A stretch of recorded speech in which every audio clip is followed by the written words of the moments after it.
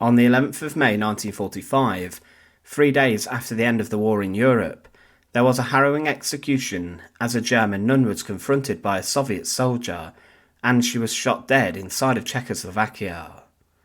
In the final days of the Second World War, there were some awful and harrowing accounts of terror at the hands of the Red Army.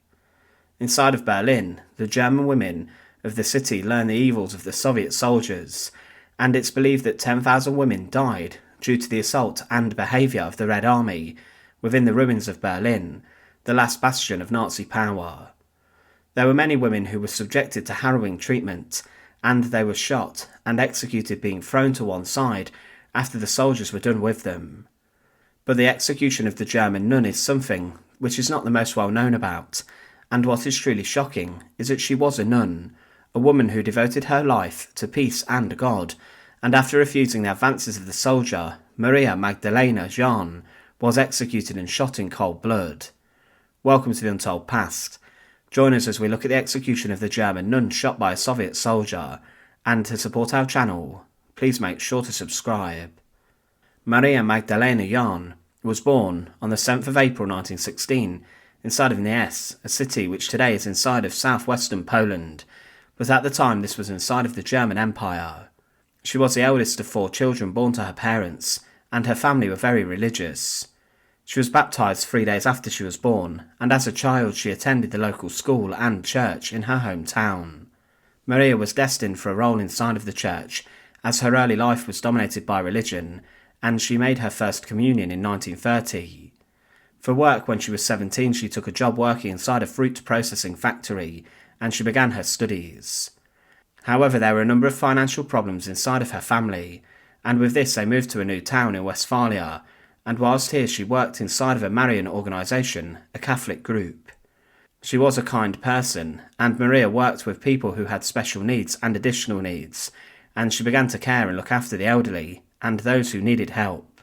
It was obvious that she would become a nun or be deeply involved in the Catholic faith, and on the 30th of March 1937, she entered the Sisters of St. Elizabeth, who were known as the Grey Nuns.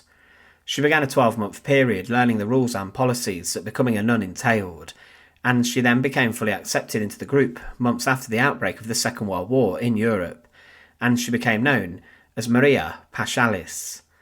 At this time, Maria was living in Germany, and Hitler was continuing to build up his army and invade different lands to create a huge and large empire. But the Nazis also launched an attack on different parts of the church, and there were many prominent priests who found themselves imprisoned inside of concentration camps. For example, inside of Dachau, there was even a large priest barracks for members of the clergy, and those locked up there even managed to create their own church and chapel. The Nazis did not necessarily like nuns, especially those who worked with those who were being targeted for extermination through the Action T4 program. There were thousands who had special needs who were slaughtered at extermination facilities across Germany, and many believed they were going to be cared for, but instead medical professionals and nurses sent them into the gas chambers. So to be a nun was considered possibly a threatened position inside of Nazi Germany, and there were many who were sent to the concentration camps. Let's remember that these women were peaceful, and they had no role or intention to become involved in the Second World War or the horrors of the Third Reich. Maria Jahn was sent to different German towns to work as a nurse, and she worked in Kreutzburg and also Leibschutz, caring for children and the elderly. She performed well in this role, but she was then sent back to Nice, her hometown, and she worked in the St. Elizabeth house there, and she cooked as well as looked out for elderly nuns inside of the convent. It must have been good for her to return to her hometown, but in the final days of the Second World War, Maria Jahn was in danger, and she found herself in a very threatening position. Many German people and those living under German occupation were equally or more fearful of the Soviet Red Army as opposed to the German Wehrmacht. There were horror stories which were told amongst the populations about the evils and horrors that the Soviet soldiers brought to towns they liberated from the Germans. They heard about the executions and torture that the Red Army inflicted, and they had a right to be fearful. Later in Berlin, there were huge-scale assaults and acts of terror brought to, in particular, women inside of the German capital. One woman said of this terror that The next morning, we women proceeded to make ourselves look as unattractive as possible to the Soviets by smearing our faces with coal dust and covering our heads with old rags, our makeup for the Ivan. We huddled together in the central part of the basement, shaking with fear, whilst some peeked through the low basement windows to see what was happening on the Soviet-controlled street. We felt paralysed by the sight of those husky Mongolians, looking wild and frightening. At the ruins across the street from us, the first Soviet orders were posted, including a curfew. Suddenly there was an earth-shattering noise outside. Horrified, we watched the Soviets demolish a corner grocery store and throw its contents, shelving and furniture out onto the street. It was also stated that the frontline Russian troops who did the fighting, as a woman, you did not have to be afraid of them. They shot every man they saw, even old men and young boys, but they left the women alone. It was the ones who came afterwards, the second echelon, who were the worst. They did all the assaulting and plundering. They stripped homes of every single possession, right down to the toilets. But this was not just the case in Berlin, it was common across anywhere where the Soviet Red Army passed through. When the Red Army entered the town where Maria was in March 1945, she was ordered by the Mother Superior to leave and go into hiding inside of a schoolhouse in Sobotin in Czechoslovakia. Maria knew about the reputation of the Soviets, and she knew also that many of the soldiers had committed terrible crimes in this region, and they had looted and assaulted. She knew that travelling to this region was dangerous, and she stayed amongst those who she was caring to protect them also.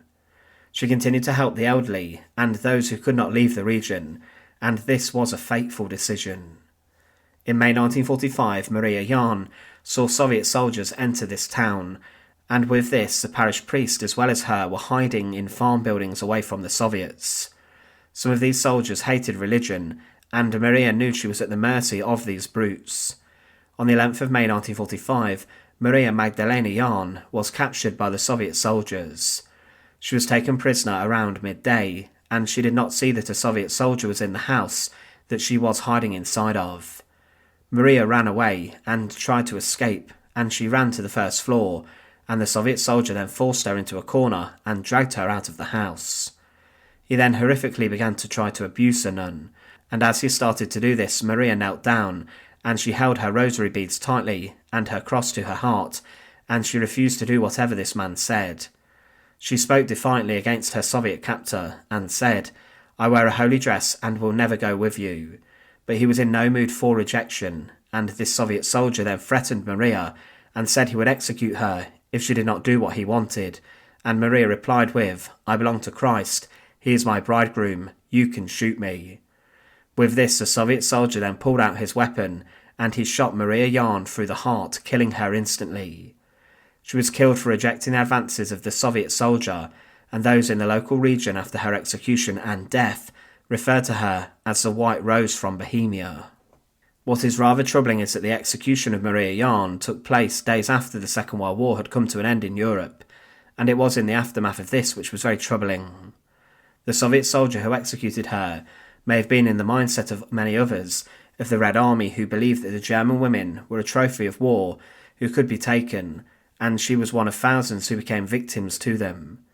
But Maria Magdalena Jahn today is known as Blessed, and she was beatified by the Catholic Church and was one of 10 nuns who have been said to have been killed in hatred of the faith, and the beatification took place in June 2022. There were thousands of women who at the end of the Second World War became victims and targets for the Allied armies and the Red Army.